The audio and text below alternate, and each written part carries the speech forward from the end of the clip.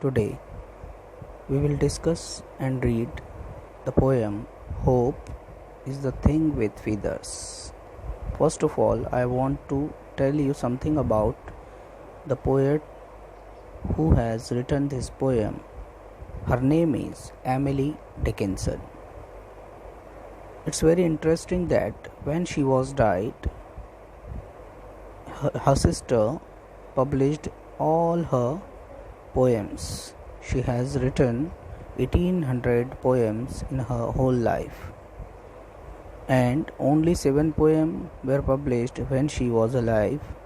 But after her death, her sister was supported to her poems to published for the whole world. This poem is also a very nice and great example of humans. One of the great feature, hope.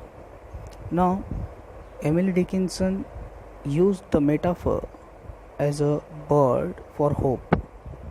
Now, what she has telling about the hope through the metaphoric language, we will see it. First of all, I will read the poem. Look at in your textbook carefully.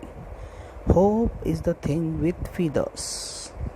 Hope is the thing with feathers that perch in the soul and sings the tune without the words and never stops at all. And never stop at all.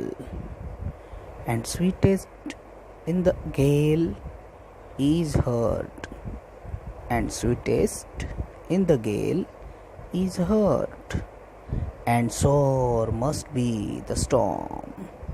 And sore must be the storm that could abash the little bird, that could abash the little bird that kept so many warm, that kept so many warm. I have heard it in the chillest land and on the strangest sea, yet never in extremity, yet never in extremity.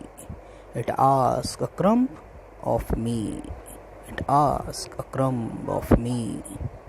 So the first of all, the title of the poem is Hope is the Thing with Feathers.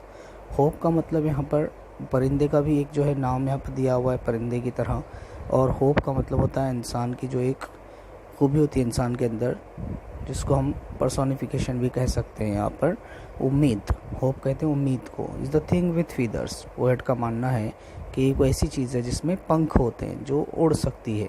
एक hope जो है ऐसी उम्मीद है। तो hope को जो है उस इंसान की खूबी को यहाँ पर किस खूबसूरत अंदाज में मेटाफोरिक लैंग्वेज में उन्होंने बताया है, ये हम देखते हैं पहली लाइन से। Hope is the thing with feathers that perch in the soul. Hope एक ऐसी चीज़ है इंसान के अंदर जो उसकी सोल में रहती है, जो उसकी रूह में रहती है।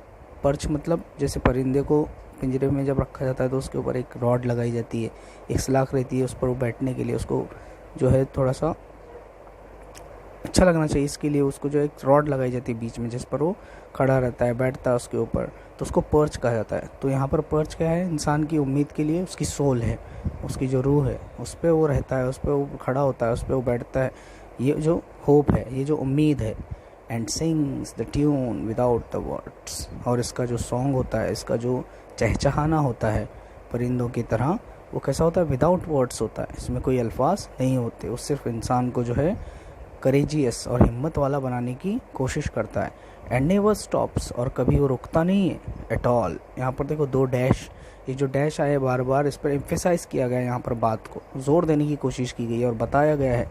Never stops at all, at all मतलब कभी नहीं, ना कभी नहीं वो रुकता, हमेशा वो इंसान को जो है बिना किसी कीमत के अपना जो है सब कुछ देने की वो कोशिश करता है। ये जो होप बर्ड है, मतलब उम्मीद जो है, ऐसा परिंदा है जो इंसान को हमेशा उसके मुश्किल वक्त में काम आने की कोशिश करता है।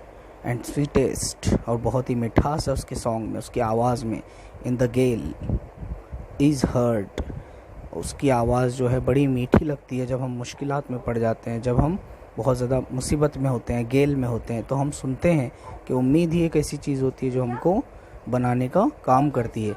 एंड सोर मस्ट बी द स्टॉर्म, और चाहे कितना ही बड़ा तूफ़ान क्यों ना आए, कितनी ही बड़ी मुश्किलात में हम क्यों ना घिरे हुए हों, कितनी ही बड़ी डिफ़िकल्टी में हम क्यों ना घिरे हों, लेकिन उस वक्त भी जो है ये उम्मीद हमारा साथ नहीं छोड़ती।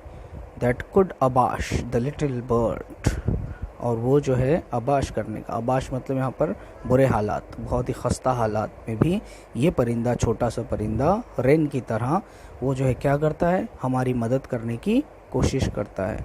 और उसी की वजह से हम जो है बड़े से बड़े तूफ़ान से टकरा जाते हैं, और उम्मीद की बिना पर हम जो है बड़े से बड़ा काम कर जाते हैं। That kept so many warm, और चाहे कितना ही मुश्किलात में हम घिरे हुए क्यों ना हो, वो हमेशा हमारी हिफाजत करने का काम करता है। ये जो होप है, ये जो हमारे अंदर इंसान की जो रूह के अंदर रहने वाली जो उम्मीद है, वो कभी अपना साथ, हमारा साथ नहीं छोड़ती।